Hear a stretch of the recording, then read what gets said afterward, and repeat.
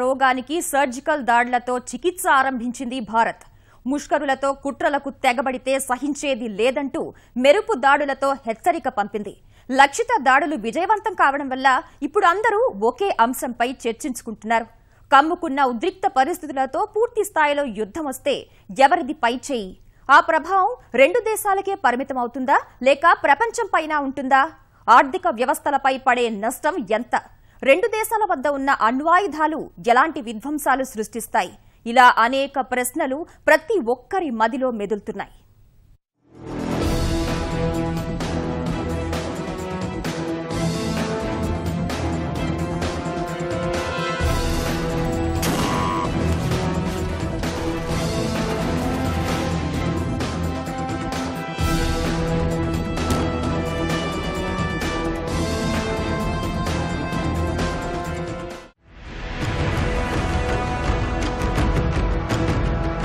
పంతొమ్మిది 1947 1965 1971 1999 ఈ సంవత్సరాలను గుర్తు చేసుకుంటే భారత్ పాక్ మధ్య యుద్ధాలు గుర్తుకు వస్తాయి. భారత సైన్య పరాక్రమం కళ్ల ముందు కదులుతుంది. దేశాన్ని అస్థిరపరచాలనే దాయాది కుట్రలను తిప్పికొట్టిన మన బలగాల సామర్థ్యం బయటపడుతుంది. ఎప్పుడు యుద్ధం వచ్చినా మనదే పైచేయి అనేది స్పష్టమవుతుంది.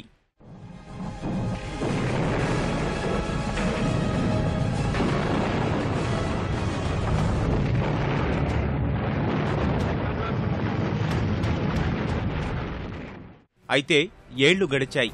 ముష్కర మూకలకు అడ్డాగా మారిన పాకిస్తాన్తో యుద్ధం వస్తే ఇప్పుడు ఏం జరుగుతుంది? అందరూ ఆందోళన వ్యక్తం చేస్తున్న అణుయుద్ధం. అసలు ఎవరి వద్ద ఏ స్థాయిలో అణ్వాయుధాలు ఉన్నాయి? ఆయుధ నియంత్రణ సంఘం ఏసీఏ అంచనాల ప్రకారం భారత్తో పోలిస్తే పాక్ వద్దే కొంత ఎక్కువ సంఖ్యలో అణ్వస్త్ర సహిత క్షిపణులు ఉన్నాయి. భారత్ వద్ద 100 నుంచి 120 వరకు ఉంటే పాక్లో 110 నుంచి 130 వరకు ఉన్నాయని అంచనా. స్టాక్ హోంలోని అంతర్జాతీయ శాంతి పరిశోధనా సంస్థ వద్ద ఉన్న గణాంకాలు ఈ లెక్కలను ధృవపరుస్తున్నాయి. అంతేగాక తొలుత తాము ప్రయోగించరాదనే నో ఫస్ట్ యూజ్ సిద్ధాంతంపై భారత అణుయుద్ధ విధానం రూపొందింది. పాక్ మాత్రం అలాంటి సిద్ధాంతానికి కట్టుబడేమీ లేదు. అణువాయుధాలున్నది ప్రదర్శించుకోవడానికి కాదని ఇటీవలే అక్కడి కీలక నేత ఒకరు వ్యాఖ్యానించడం ఇందుకు నిదర్శనం.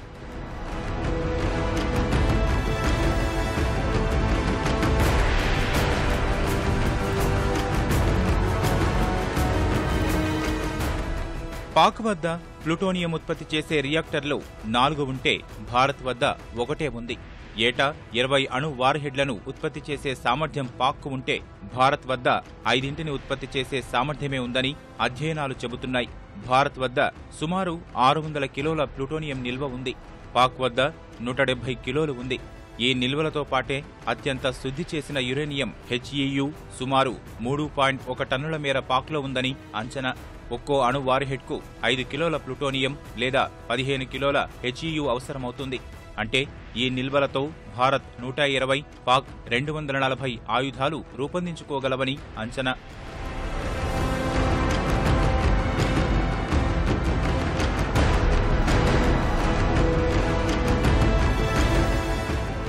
సంప్రదాయ పద్ధతుల్లో యుద్ధం వస్తేనే దేశాలు కోలుకోలేని విధంగా దెబ్బతింటాయి. ఇక భారత్ పాక్ మధ్య ఒకవేళ అణుయుద్ధమే సంభవిస్తే నష్టం ఎలా ఉంటుందనే దానిపై భిన్నమైన అంచనాలున్నాయి.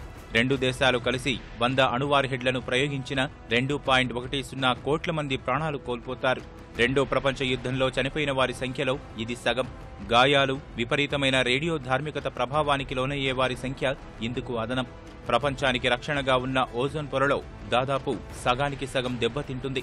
ప్రపంచవ్యాప్తంగా రుతుపవనాలు ప్రభావితమై వ్యవసాయ రంగంపై తీవ్ర ప్రభావం చూపిస్తుంది. ప్రపంచంలో 200 కోట్ల మంది ఆకలితో అలమటించే పరిస్థితి వస్తుందని 2013లోనే అంచనా వేశారు.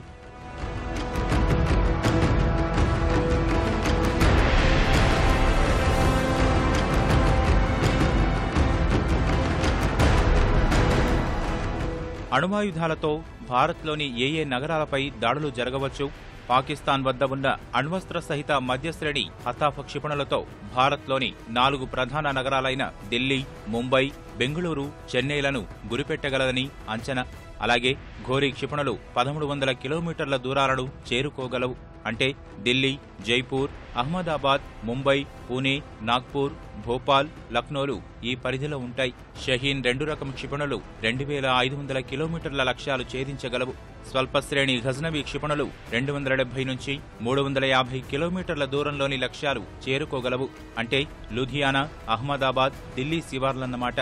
ఇంకా షహీన్ 1 క్షిపణుల రేంజ్ 750 కిలోమీటర్లు. ఇవి లూధియానా, ఢిల్లీ, జైపూర్, అహ్మదాబాద్లను చేరుకోగలవు. పాక్ వద్ద ఉన్న వార్ హెడ్లలో 66% వరకు బాలిస్టర్ క్షిపణులపై నుంచి ప్రయోగించేవే. ఇలాంటి క్షిపణులు వారి వద్ద 86 ఉన్నాయి. నిజానికి భారత్ను దృష్టిలో పెట్టుకునే హతాఫ్ శ్రేణి బాలిస్టర్ క్షిపణుల్ని పాక్ రూపొందిస్తోంది.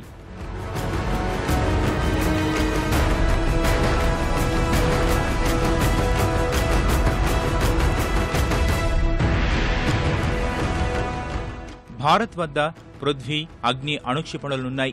ఐఎన్ఎస్ అరిహంత్ సబ్మెరైన్ నుంచి K-15 సాగరిక క్షిపణులను ప్రయోగించగలదు. అంటే పాకిస్తాన్ చిన్న దేశం కావడం వల్ల ఇస్లామాబాద్, రావల్పిండి, లాహోర్, కరాచీలతో పాటు పాక్ సైనిక ప్రధాన కార్యాలయంపైన గురిపెట్టే అవకాశముంటుంది. ముఖ్యంగా పృథ్వీ క్షిపణుల ద్వారా పాక్లోని ప్రధాన నగరాలైన లాహోర్, సిరియాకోట్, ఇస్లామాబాద్, రావల్పిండిలను లక్ష్యంగా చేసుకోవచ్చు. అగ్ని 1 పరిధి 700 కిలోమీటర్లు కాగా అగ్ని 2 ఏకంగా 2000 కిలోమీటర్ల దూరం చేరుకోగలదు. పెషావర్, క్వెట్టా సహా పాక్లోని అన్ని నగరాలపైన గురిపెట్టే వీలుంది. మన వార్ హెడ్లలో దాదాపు 45% యుద్ధ విమానాల ద్వారా జారవిడిచే వీలుంది. జాగ్వార్, మిరాజ్ 2000 యుద్ధ విమానాలు ఇందుకు దోహదపడనున్నాయి.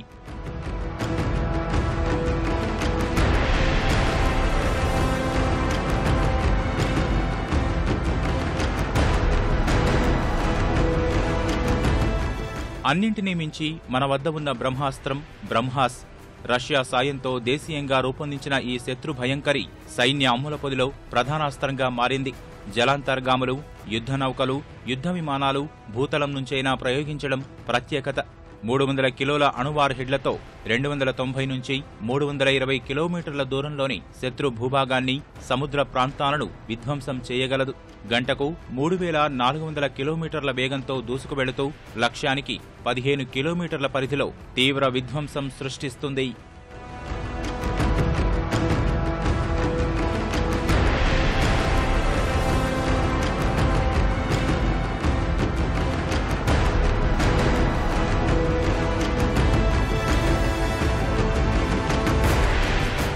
దెబ్బకు దెబ్బ. పాక్ ఉగ్రమూకల భరతం పట్టింది భారత సైన్యం. పాక్ ఆక్రమిత కశ్మీర్లోకి చొచ్చుకెళ్లి మరీ మెరుపు దాడులు చేసింది. నిశీది వేళ ఆకస్మికంగా విరుచుకుపడ్డ కమాండోలు నియంత్రణ రేఖ ఆవల ఉరుములు లేని పిడుగులు కురిపించారు. ఉరీ దాడికి ప్రతీకారం తీర్చుకుని విజయ దరహాసంతో క్షేమంగా తిరిగొచ్చారు. మంచి మాటలు తలకెక్కించుకోని ముష్కరులకు దండోపాయం ఎలా ఉంటుందో తెలియజెప్పారు. ఈ చర్యను ప్రతి ఒక్కరూ సమర్థించారు. సైనిక చర్యపై దేశమంతా హర్షాతిరేకాలు వ్యక్తమవుతున్నాయి. పాపిస్టి మూకలను నాశనం చేసి భారతీయుల ఛాతీలు గర్వంతో ఉప్పొంగేలా చేశారంటున్నారు. ఈ నేపథ్యంలోనే ఒక్కరి గురించి మాత్రం దేశమంతా చర్చ జరుగుతోంది. ఎవరతను?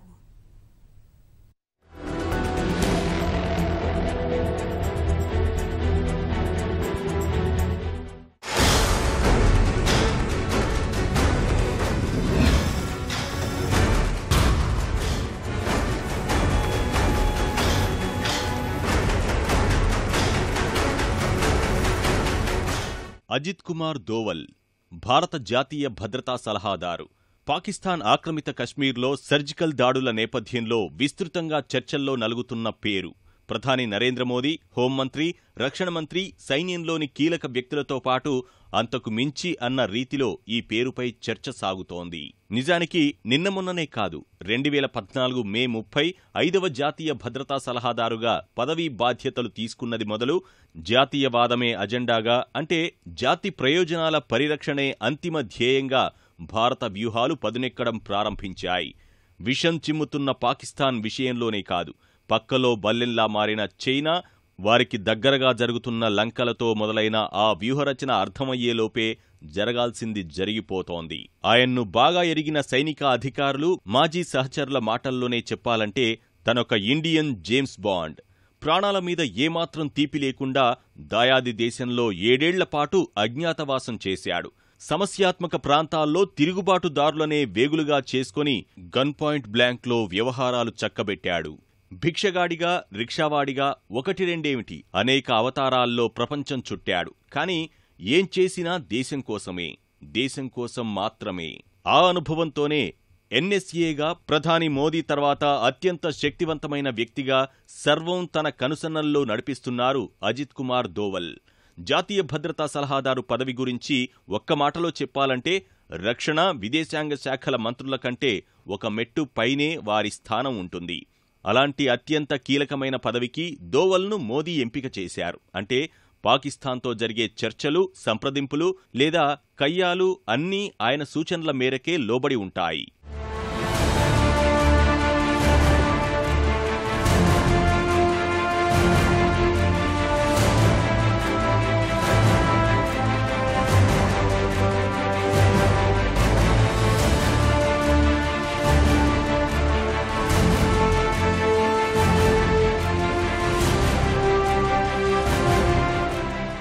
ఆయుధ తయారీదారులతో ఎప్పటికప్పుడు వ్యూహాత్మక సామర్థ్యాల గురించి చర్చ, సైనిక దాడులకు సంబంధించి సామాగ్రి ఏర్పాటు, నిత్యం విదేశాంగ కార్యదర్శితో సమన్వయం చేసుకోవడం ఆ విధుల్లో భాగమే.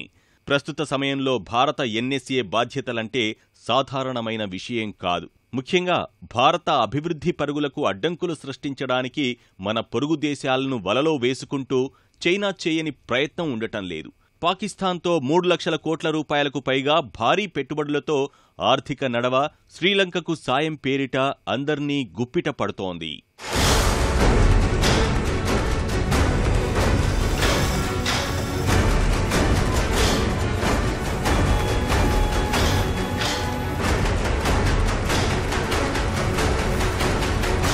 ఖనిజ వనరుల ఖిల్లా ఆఫ్ఘనిస్తాన్, కొన్ని మధ్య ఆసియా దేశాల విషయంలోనూ భారత్, చైనా రెండూ పోటాపోటీ పడుతున్నాయి. ఈ ప్రాంతం ప్రతి అంశం భద్రతా వ్యవహారంతోనే ముడిపడి ఉంటుంది. అందుకనే దేశం ఎంతగా అభివృద్ధి చెందుతూ ఉంటే జాతీయ భద్రతా సలహాదారు పాత్ర అంతగా పెరుగుతూ ఉంటుంది.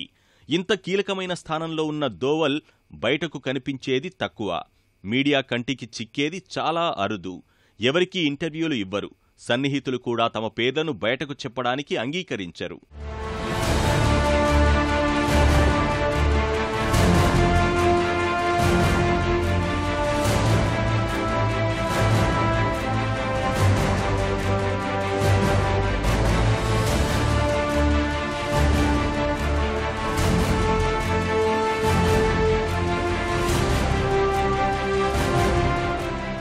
దోవల్ సామర్థ్యం గుర్తెరిగే, బాధ్యతలు చేపట్టిన కొద్ది రోజులకే ఆయన్ను ఆఫ్ఘనిస్తాన్కు ప్రత్యేక దూతగా పంపించారు ప్రధాని మోదీ. మొదటి విదేశీ పర్యటన భూటాన్కు వెంట తీసుకుని వెళ్లారు. చైనాతో సరిహద్దు వివాదంపై జరుగుతున్న చర్చలకు బాధ్యుడిగా నియమించారు. గత డిసెంబర్లో బ్యాంకాక్కు వెళ్లి పాకిస్తాన్ ప్రతినిధితో రహస్య చర్చలు జరిపి వచ్చారు. ఉగ్రవాదం మానుకోమని, అణ్వాయుధ దేశాలైన రెండింటి మధ్య శాంతి ఎంత అవసరమో వివరంగా చెప్పి వచ్చారు. అయినా పాకిస్తాన్ మాట వింటేనా?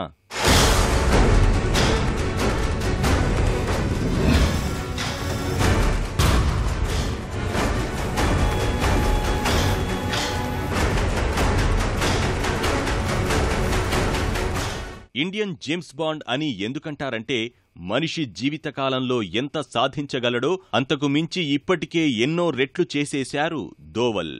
ఆయన ఆ అసాధారణ శక్తి, సామర్థ్యాలు, సాహసాల గురించి కథలుగా చెప్తూ ఉంటారు. వాటిల్లో ముఖ్య ఘట్టం 1988 స్వర్ణ దేవాలయంపై సైనిక చర్యకు సంబంధించినది. ఆలయంలో ప్రవేశం కోసం రిక్షావాడి వేషంతో ప్రత్యర్థులను బురిడీ కొట్టించి లోపలకు వెళ్లారు. తాను వాళ్ల మనిషినే అని నమ్మించి రక్తం చిందకుండా ఆపరేషన్ పూర్తి చేశారు. అంతకుముందు స్వర్ణ దేవాలయం వద్ద 2 కమాండో ఆపరేషన్లలో భారీ ప్రాణనష్టం జరిగింది. సిక్కుల ఆందోళనలు మిన్నంటాయి. నాటి ప్రధాని ఇందిరాగాంధీ హత్యకు గురయ్యారు. అందుకే 1988 ఆపరేషన్లో దోవల్ వినూత్నంగా ఆలోచించారు. అక్కడున్నది 40 మంది సాయుధాలే అన్న పోలీసుల అంచనాను మించి 200 మంది ఉన్న గుట్టుని తెలుసుకున్నారు. దాడి చేయడం బదులుగా నీళ్లు, విద్యుత్ నిలిపివేశారు. 9 రోజుల్లో వాళ్లకు వాళ్లే లొంగిపోయేలా చేశారు.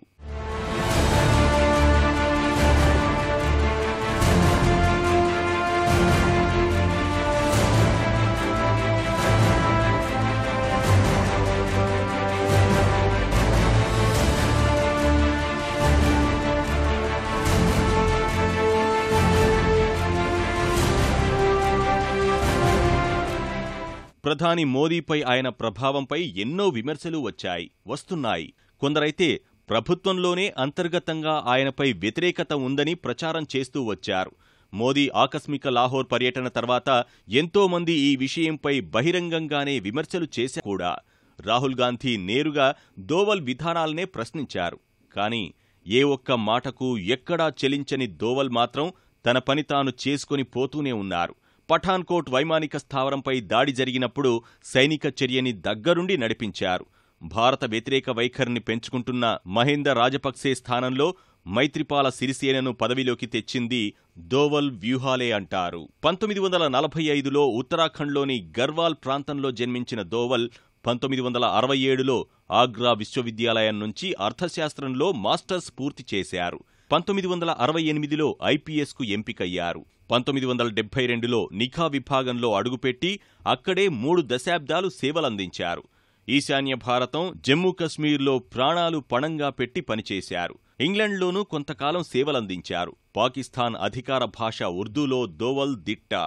7 సంవత్సరాలు పాక్లో ఉండాల్సి వచ్చినప్పుడు తర్వాత ఇస్లామాబాద్లో భారత రాయబారిగాను పనిచేశారు. नेचुरली मैं क्योंकि एक मुस्लिम उसमें रहता था और उसके साथ में रहता था, तो मैं वहां से गुजर रहा था और मैं उस औलिया के उसमें आया और मस्जिद से वापस आया और एक उसमें मिला, तो एक आदमी एक कोने पे बैठा हुआ था. बड़ी आकर्षक उसका व्यक्तित्व था, बड़ी सफेद लंबी दाढ़ी थी. उसने मुझे बुलाया, उसने कहा तुम हिंदू हो? मैंने कहा नहीं. कहता मेरे साथ आओ. मैं उसके साथ चला गया. वो मुझे 2-4 गलियां ले जाके छोटे से कमरे में ले गया. उसने दरवाजा बंद कर दिया. उसने कहा देखो तुम हिंदू हो. मैंने कहा आप क्यों कहते हैं ये? कहने उसने कहा देखिए आपके कान छेदे हुए हैं. अब पता नहीं बचपन में हमारे यहाँ एक प्रथा है, मैं जहाँ का रहने वाला हूँ, कि कानों को छेदने के एक कान वेदन का एक वो होता है, एक वो है. अब शायद कम हो गई है, लड़कों की नहीं अब लड़कियों की होती है, लेकिन मेरे टाइम पे लड़कों की भी होती थी. तो मैंने कहा हाँ ये तो है कि मैं जब पैदा हुआ था तो था. मैंने कहा मैं बाद में कन्वर्ट हुआ. उसने कहा तुम बाद में भी कन्वर्ट नहीं हुए. खैर उसने कहा कि इसकी प्लास्टिक सर्जरी करवा लो, इस तरह से घूमना ठीक नहीं है. मैंने कहा अच्छा. खैर वो मैंने करवा ली या नहीं कराई, इसके बाद में भी है दिखाई देते हैं, कम दिखाई देते हैं पर दिखाई देते हैं. उसने कहा देखो पता है मैंने ऐसा क्यों कहा? मैंने कहा क्यों? उसने कहा क्योंकि मैं भी हिंदू हूं. అందుకే ఆయన స్థాయిలో పనిచేసిన వాళ్లు మరెవరూ లేరంటారు దోవల్ను బాగా ఎరిగిన విశ్రాంత సైనిక అధికారులు. నిరంతరం కొత్త విషయాల కోసం ఆయన అన్వేషణ కొనసాగుతూనే ఉంటుంది. ఖాళీ సమయం అంతా ఆయన లైబ్రరీలోనే గడిపేస్తూ ఉంటారు. వందల కొద్దీ పుస్తకాలు తిరిగేస్తూ ఉంటారు. నిఘా విభాగం నుంచి విశ్రాంతి తీసుకున్నాక 2009లో వివేకానంద ఇన్స్టిట్యూట్ను ప్రారంభించారు. నిఘా విభాగంలో తనకు ఉన్న తిరుగులేని నిబద్ధత, విశ్వసనీయతతో గతంలో మరో జాతీయ భద్రతా సలహాదారు లేనంత శక్తివంతమైన వ్యక్తిగా మారారు అజిత్ దోవల్.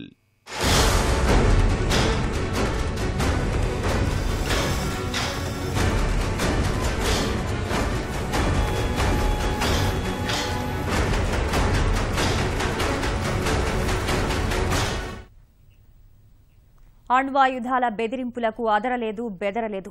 సరిహద్దుల్లో మంటలు రాజేస్తున్న ఉగ్రమూకల పని పట్టారు. గుట్టుచప్పుడు కాకుండా నియంత్రణ రేఖ దాటి వెళ్లి పాకిస్తాన్ గుండెల్లో గుబులు పుట్టించారు. అంతే చాకచక్యంగా భారత గడ్డపై అడుగుపెట్టారు. ప్రతి భారతీయుడు సగర్వంగా తలెత్తుకునేలా చేశారు. వీరే పారా ప్రత్యేక దళ కమాండోలు. లక్షిత దాడుల తర్వాత మరోసారి వీరి సాహసాన్ని యావత్ భారతావని కీర్తిస్తోంది.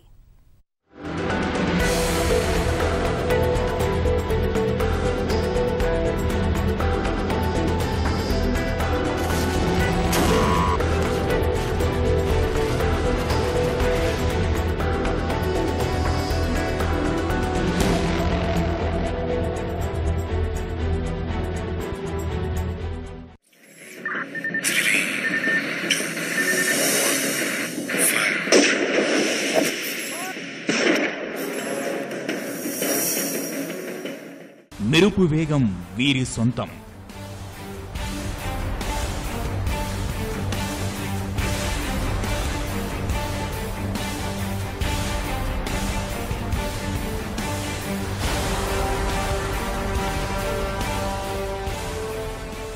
నింగి, నేల, నీరు ఎక్కడైనా సాహసమే శ్వాసగా ముందడుగు.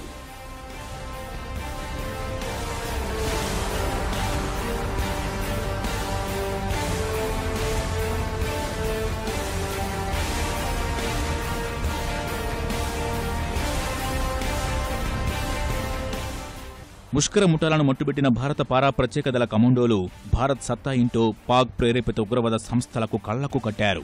మంచితనాన్ని బలహీనతగా భావిస్తే సహనం నశించి తగిలే దెబ్బ ఎలా ఉంటుందో రుచి చూపించారు. అణ్వాయుధాల పేరు చెప్పి ఇష్టం వచ్చినట్లు మాట్లాడుతున్న దయాది నోరు మూయించారు. సరిహద్దుల ఆవలికి వెళ్లి రహస్య ఆపరేషన్లు సాగించడంలో సిద్ధహస్తులు పారా రేంజిమెంట్ సైనికులు. ప్రపంచంలోని అత్యుత్తమ ప్రత్యేక బలగాల్లో ఒకటిగా మన బలగానికి పేరుంది. అంతర్జాతీయంగా జరిగిన పలు పోటీల్లో మన ప్రత్యేక బలగాలు ఇతర దేశాల దళాలను ఓడించాయి. అందుకే వారు భారత సైన్యంలో మేలిమి వీరులుగా కొనసాగుతున్నారు.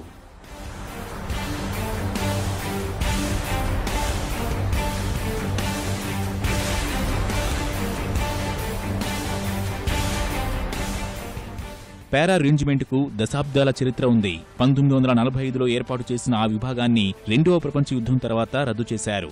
1952లో పునరుద్ధరించారు. 1966లో ప్రత్యేక దళాలుగా తీర్చిదిద్దారు.